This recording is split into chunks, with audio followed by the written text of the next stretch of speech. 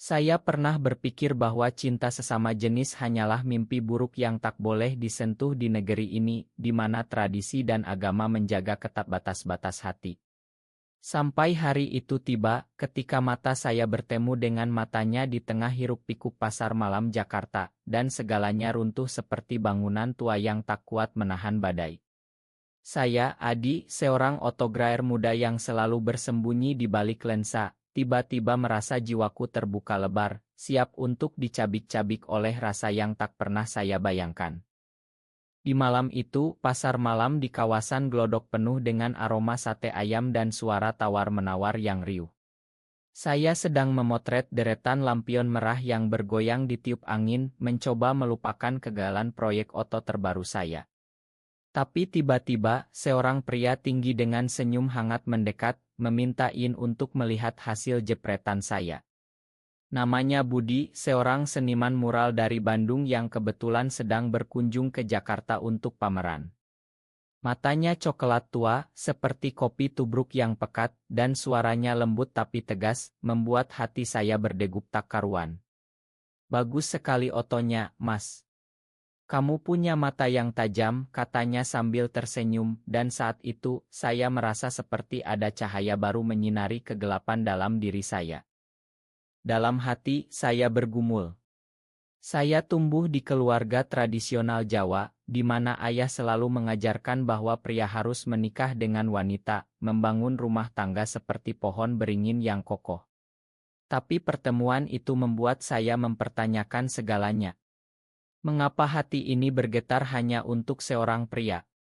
Apakah ini dosa atau justru anugerah yang disembunyikan Tuhan? Saya mencoba mengabaikannya, tapi Budi menelepon keesokan harinya, mengajak saya bergabung dalam proyek muralnya. "Kita bisa kolaborasi, Adi.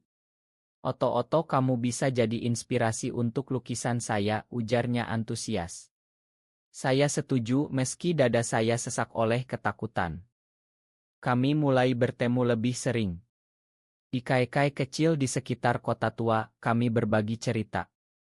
Budi bercerita tentang masa kecilnya di Bandung, bagaimana ia melawan orang tua yang ingin ia jadi insinyur, bukan seniman. "Saya pernah merasa sendirian, Adi.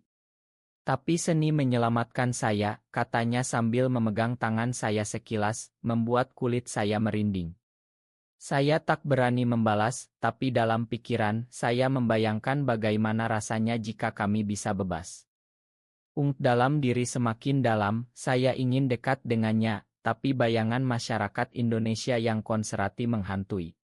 "Apa yang akan kata keluarga jika tahu?" gumam saya pada diri sendiri di malam hari, sambil menatap Oto Budi di ponsel. Perlahan persahabatan kami berubah. Saat kami berjalan di pantai Ancol, angin laut membawa aroma garam yang segar. Budi tiba-tiba berhenti, memandang saya dengan mata yang penuh arti. "Adi, ada sesuatu yang ingin saya katakan," bisiknya. Hati saya berhenti sejenak. Apakah ia merasakan hal yang sama? Tapi sebelum ia melanjutkan, telepon saya berdering. Ibu menelepon, mengingatkan tentang perjodohan dengan anak temannya.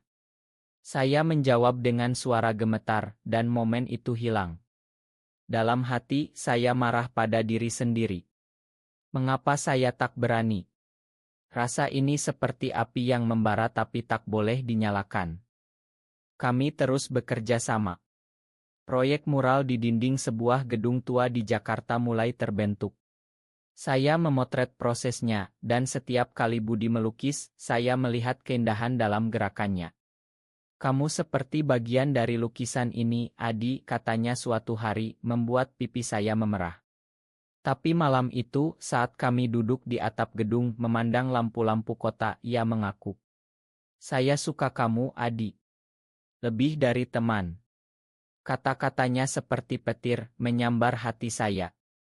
Saya terdiam, tapi dalam jiwa, badai emosi bergolak. Apakah ini awal dari sesuatu yang indah, atau kehancuran? Saya tak tahu, tapi saya tak bisa mundur lagi. Setelah pengakuan itu, dunia saya berubah. Kami mulai bertemu diam-diam, seperti pencuri yang mencuri momen kebahagiaan. Di sebuah ila kecil di Bogor, dikelilingi kabut pagi, kami berbagi ciuman pertama, ringan tapi penuh getaran yang membuat jiwa saya bergetar. Ini salah, Budi, bisik saya dalam hati, tapi rasanya begitu benar. Keluarga saya tak tahu, dan saya menjaga rahasia ini seperti harta karun yang rapuh. Tapi semakin dalam, semakin saya merasa terbelah. Di satu sisi, cinta ini memberi warna pada hidup saya yang dulu abu-abu, di sisi lain, bayangan penolakan dari masyarakat membuat saya gelisah. Budi dengan optimismenya selalu meyakinkan. Di Indonesia ini, cinta tak mengenal batas, Adi. Kita bisa bahagia asal saling pegang tangan, katanya sambil memeluk saya di bawah pohon teh yang hijau. Tapi saya tahu, realitas tak semudah itu. Saat kami pergi ke Estial Seni di Yogyakarta, saya melihat pasangan heteroseksual berpegangan tangan bebas, sementara kami harus berpura-pura sebagai teman. Dalam hati, saya berteriak, mengapa kami tak boleh? Rasa cemburu dan marah pada dunia ini mulai menggerogoti. Apakah Tuhan membenci kami? Tanya saya pada diri sendiri di malam-malam sunyi. Pertama muncul ketika teman Budi, seorang aktis dari Jakarta, mengetahui hubungan kami. Namanya Rian, pria karismatik yang sering mengadakan diskusi rahasia tentang hak-hak minoritas. Kalian berani sekali, katanya sambil tertawa, tapi matanya penuh kekhawatiran. Budi antusias bergabung dengan kelompoknya, tapi saya ragu. Ini berbahaya, Budi. Kalau keluarga tahu, gumam saya. Tapi Budi bersikeras, kita harus berjuang untuk cinta kita. Saya ikut meski hati penuh keraguan. Di pertemuan pertama, saya mendengar cerita-cerita pilu, penolakan keluarga, diskriminasi di tempat kerja. Itu membuat saya semakin takut, tapi juga semakin mencintai Budi karena keberaniannya. Suatu hari, di tengah proyek mural kami yang hampir selesai, Budi mendapat tawaran besar, pameran internasional di Singapura. Ini kesempatan, Adi. Kita bisa pergi bersama, katanya girang. Tapi saya tahu itu berarti meninggalkan segalanya. Dalam hati, saya bergumul antara dukungan dan ketakutan kehilangan. Bagaimana kalau ia pergi dan tak kembali, pikir saya. Malam itu, kami bertengkar pertama kali. Kamu tak percaya padaku, tanya Budi marah. Saya menjawab dengan air mata, aku takut kehilanganmu. Pelukannya menyembuhkan luka sementara, tapi benih keraguan sudah tertanam. Cinta kami semakin dalam, tapi tekanan luar semakin kuat. Ibu mulai curiga, sering bertanya mengapa saya jarang pulang. Kamu ada pacar ya? Ditanyanya sambil tersenyum, tapi saya hanya bisa menggeleng, hati terasa seperti ditusuk. Budi di sisi lain mulai berubah. Ia lebih sering bertemu Rian dan saya merasa ada sesuatu yang disembunyikan. Apakah ia bosan denganku? Gumam saya dalam kegelapan kamar. Rasa insecure ini seperti racun yang perlahan meracuni jiwa. Tapi saya tetap bertahan karena tanpa Budi hidup saya hampa. Badai mulai datang ketika Budi semakin dekat dengan Rian. Saya melihat mereka tertawa bersama di kai, tangan Rian menyentuh lengan Budi sekilas, gerakan kecil yang membuat hati saya terbakar. Siapa dia sebenarnya bagimu? Tanya saya suatu malam di apartemen kecil kami di Jakarta Selatan. Budi menatap saya dengan mata lelah, dia teman, Adi. Kenapa kamu selalu curiga? Tapi dalam hati, saya tahu ada yang salah. Inner saya semakin parah, saya mencintainya, tapi ketakutan pengkhianatan seperti hantu yang tak mau pergi. Apakah cinta ini hanya ilusi? Bisik jiwa saya. Puncaknya terjadi di acara pameran seni di Bandung. Budi memamerkan mural kami dan Rian hadir sebagai tamu spesial. Saya berdiri di sudut memotret, tapi mata saya tak bisa lepas dari mereka. Saat Budi berbisik sesuatu ke telinga Rian, dunia saya runtuh. Malam itu, saya konfrontasi. Kamu selingkuh, tuduh saya dengan suara gemetar. Budi terkejut, tidak. Rian hanya membantu karirku. Tapi saya tak percaya, bukti cat yang saya lihat diam-diam menunjukkan pesan-pesan mesra. Air mata mengalir, dan saya berlari keluar, hati hancur berkeping-keping. "Mengapa kau khianati aku, Budi?" jerit saya dalam pikiran, sambil berjalan di jalanan hujan deras. Keesokan harinya, Budi datang ke rumah saya, memohon maaf. "Itu kesalahan, adik. Rian mendekati saya, tapi hati saya milikmu. Tapi pengkhianatan itu sudah meninggalkan luka dalam. Saya memakan, tapi kepercayaan retak. Dalam hati, saya bergumul antara cinta dan sakit hati. Apakah layak bertahan?" tanya saya pada cermin, mata bengkak karena menangis semalaman. Kami mencoba memperbaiki, pergi ke Bali untuk liburan rahasia. Di pantai Kuta, di bawah matahari terbenam, Budi berlutut, "Maafkan aku, adik. Aku tak bisa hidup tanpamu." Saya peluk dia, tapi bayangan Rian masih menghantui. Semakin memuncak ketika keluarga Budi tahu tentang kami. Ayahnya, seorang ulama di Bandung, marah besar. "Ini haram. Putuskan atau aku tak akui kamu sebagai anak," teriaknya lewat telepon. Budi menangis di pelukan saya. "Apa yang harus kulakukan, adik?" Saya tak punya jawaban, hati saya sendiri chaos. "Kita lawan bersama," kata saya, tapi dalam jiwa, ketakutan membanjiri. Malam itu, kami berdebat hebat. Budi ingin terbuka, saya ingin sembunyi. "Kamu pengecut," katanya marah. Saya balas, "Aku takut kehilangan segalanya." Pertengkaran itu meninggalkan kami lelah, tapi cinta masih ada, meski rapuh. Pengkhianatan kedua datang tak terduga. Rian menghubungi saya, mengirim foto Budi dan dia di hotel. "Dia memilihku," tulisnya. Hati saya seperti ditikam. Saya konfrontasi Budi lagi, dan kali ini ia mengaku. "Aku bingung, adik. Rian memberi kebebasan yang kau tak bisa." Dunia gelap, saya merasa dikhianati oleh orang yang paling saya cintai. "Mengapa, Budi? Mengapa?" jerit saya dalam hati, sambil memukul dinding hingga tangan berdarah. Ini adalah titik terendah, di mana cinta berubah menjadi neraka. Setelah pengkhianatan itu, saya menarik diri.